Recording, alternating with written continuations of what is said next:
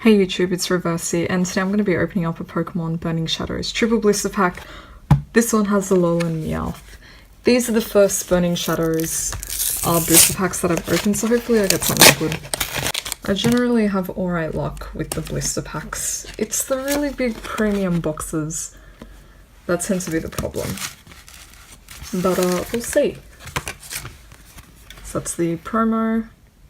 Is really nice. And good old Metaverse coin. I've gotten so many of these coins, so yeah, there are 3 packs.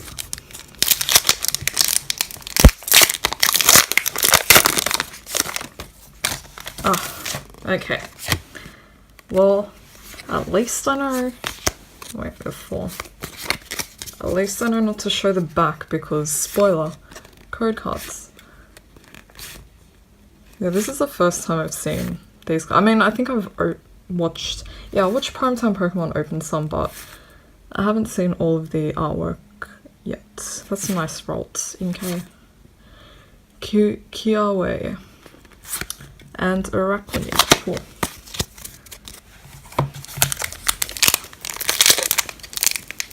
These packs remind me of Steam Siege. They're just quite tough to open.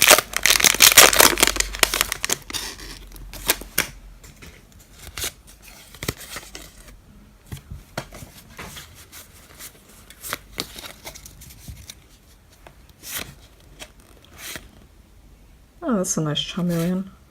I forgot that Charizard's in the set, but yeah, Charmander. Oh, and a Dusk Noir.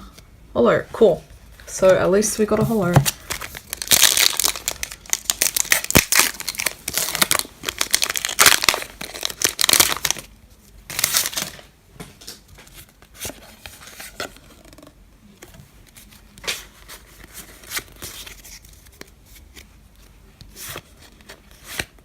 I'm really trying to ignore the shiny at the end, but we can all see the shine.